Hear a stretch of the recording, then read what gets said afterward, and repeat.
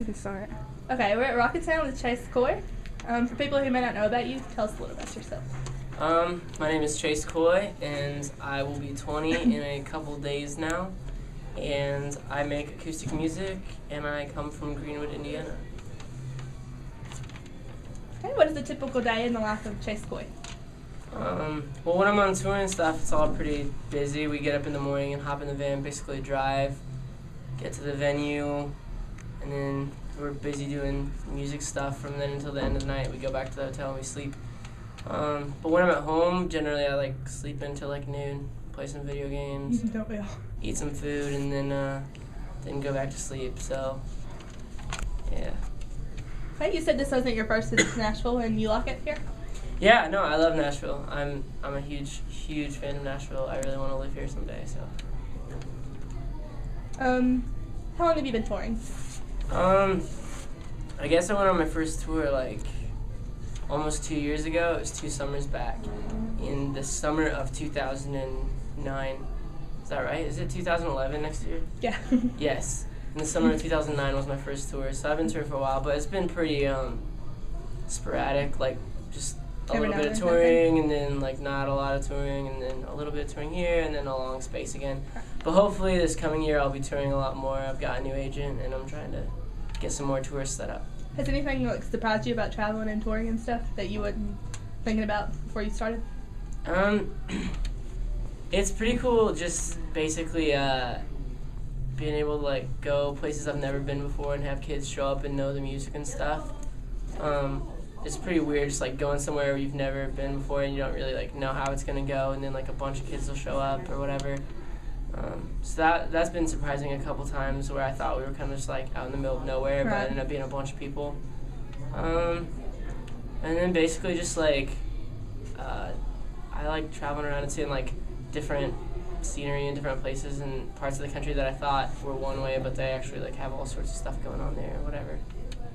How are you adjusting to life on the road? Do you still keep in touch with everybody from Indiana? I'm not gonna lie, I'm a really by nature I'm a pretty secluded person. So when I'm on the road, I have to make a real effort to Keep in touch. stay in touch with my friends at home or my girlfriend or whatever. Or otherwise I kind of just I could probably go on the road for a couple months and not talk to anyone back at home and not really care much about it. I don't know why. It's not like I don't. It's not like I don't like any of them or anything. It's just I'm all right with not being constantly in communication Does it really with all the affect people you I know. kind of thing? Yeah, I mean I'm fine doing my own thing and being off and then getting back at the end of 4 months and being able to catch up in real life. I guess I'm a big fan of actual face-to-face conversation As opposed to to texting and stuff. yeah, I mean, just emailing people and talking to people on the Facebook phone is not the same yeah. as actually being able to talk to them and stuff like that.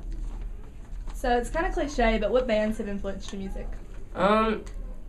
There's less bands that have influenced my music and more just artists and singers-songwriters and stuff, but the Weepies, I guess, is a band that has influenced me greatly. Some artists are Rocky Votolato, Owen, William Fitzsimmons, and then some older stuff just James Taylor and Elliott Smith and Nick Drake and stuff like that. With a variety of music. Has your music changed any since you started, as opposed to now? Or? Yeah, I think so. I think it's a little more focused. I think I've got a little more, gotten a little more ambitious with it. When I started making music, I kind of was just making music, and now I think I have a real vision for where I want to go with it. And I mean, I think my songwriting has developed, and my just my sonic palette or what have you when it comes to recording and stuff like that. As opposed to just having just one guitar and one vocal, I'm stretching a little bit outside that box and hoping to continue just to branch out a little more. What's your favorite song that you've recorded so far? I guess right now my favorite song that I've recorded up till now would maybe be Anniversary. So it's really it's different than the rest of my music because I play piano mainly on it, and I also just love the string parts on it. But of all the songs I've written up till now, my favorite would probably be a song I wrote called Mallory that I co-wrote with a guy in New York. And it's not recorded yet, but it's going to be on my next CD, and it's probably my favorite song. My favorite song is Take Me Away. Take Me Away is my favorite. And in that song, there's a line that reads, "There's got to be something else out there for me." Do you feel like you found that something, or no? Yeah, I think you know, I've been able to get out on the road and see a lot of other things and get outside my town a bit and see what's going on in the world. And I think also, as I've gotten a little bit older and traveled a little bit more and stuff, also on the flip side of that, it's helped me like realize what I have at home. And you know, I wrote that song when I was in a place where I was like, I just want to get out of this town and see the world or whatever. But I feel like the more you get out and see the world, the more you appreciate like the differences between all the places you've visited, and you start to realize like what you love about your home. And like I love where I live, and I don't know if I don't hate it or like have this burning desire to get out of Greenwood, Indiana anymore. But I think it's more just along the lines of just I've realized you know, what things I like about my hometown and what things I like about other places. And basically for me, I just love traveling. I don't like sticking in one place for too long. Is generally how I feel about that. If your new record was like a person, what would he or she look like? Justin Bieber, I think. No. Oh wow. if my new record was a person, what would he or she look like? Oh man. I guess. I knew this would be a hard question. Yeah, I like. How do I translate songs into like a person? That's a good question. I guess it'd be like a guy or girl. Pick one first. It'd be a guy. I think my music would be a guy, and I think it'd probably be like. He wouldn't be like the football star guy, but he'd be like that quiet guy in the library that's kind of just like chill, and he's there, and like no one necessarily is like, yeah, that guy, like he's awesome, like this and that, but like once you get to know him, he's like really cool or whatever. Yeah, that'd be mine. Mine'd be that guy in the library that doesn't talk to anybody, but he's really cool when he gets to know him, I guess. So like, would that describe you too or no?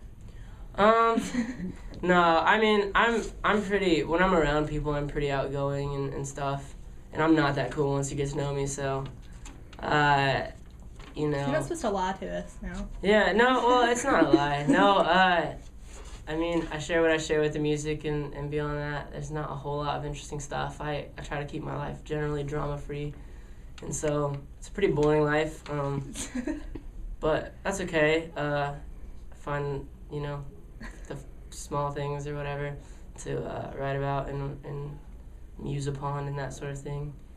But yeah, I don't know. I'm more of like, I don't know. I was on the bowling team in high school, so I was kind of a loser. But I didn't hang out in the library. I don't know. I don't know what kind of person I was. I can't accurately assess who I was. Right. Or am. What do you want people to take from your music? Like after they listen to it, how do you want them to feel? Yeah, I guess the thing I try to get across in my music is even on the sadder songs, I really just try to carry through a sense of optimism and stuff that I try to have in my life, I guess. And I just want people to basically like not get done listening to the CD and just be like, I want them to feel good, but not just in like a way where they're like, oh, I enjoyed that CD and like I feel good, I'm pumped up or something like that, but more just like more of a long-term good. Yeah, like I feel good because like I feel like I can relate to what is in these songs, and like it helped me realize something that I didn't realize before, or it helped me to realize that I can have a hopeful outlook about whatever the situation is or whatever. Like life in general kind of thing. Yeah, I mean, I just want people to be able to relate to my music and apply it to their own lives, and like help them to get to where they want to go as far as like emotionally or whatever they want to do to get to that place they want to be where they feel stable and safe. Okay, so the hard questions are over. The holidays are coming up. It's almost Christmas. Mm-hmm. What's your favorite part about the holidays? I really like peppermint drinks a lot. Milkshakes especially. I had a peppermint chocolate chip milkshake somewhere, and it was delicious. I'm a big fan of like holiday food and drink. I think I actually gained like 25 pounds last year around Christmas time. It was really bad. I did not show any restraint at all when it came to the food that was put in front of me. So hopefully this year I'll try to be a little bit more sparing, I guess, in my enjoyment of the holiday goodies. What do you want for Christmas? What do I want for Christmas? Man, I didn't even. This is the honest to goodness truth. I did not even make a list this year for Christmas because I could not think of anything. That could be a good thing, though. I mean, it's a good thing. It's definitely a good thing. I mean, it means that apparently there's nothing that I'm like really like, oh, I wish I had that and I don't have it. But I feel really good about where I'm at. I didn't make a list, but apparently my mom and my girlfriend have been scheming and they took care of my entire Christmas already. So I don't know what that is exactly. But like I've been told that like if I added anything to my list now, too bad, because they already took care of it all. So I'm a little bit curious to see what they got me. I'm sure it'll be good. You'll have to keep us updated about it. I will. Twitter or something. I'll have to let you know. What's your New Year's resolution? I don't. Oh man, I have the worst answers to all these questions. I don't even make New Year's resolutions. I'm like the least motivated person ever. I don't set goals for myself very often. I guess my New Year's resolution this year, I don't think of them as New Year's resolutions, but I got goals. My goal for next year is I want to make 2 records next year. And one of them is going to be like basically what I've been doing, but a little more upbeat, a little happier, a little more just straightforward pop kind of. More energetic. Yeah, and then the other one's going to be a little bit more like indie and a little bit moodier. And so like I'm hoping to work on those a lot next year and get those pumped out and just make them to the level where I'm happy with them, I guess, is my goal for next year. That's cool. I can't wait. Thank you for the interview. It's really nice to meet you. No problem. It was good to meet you too. Thanks.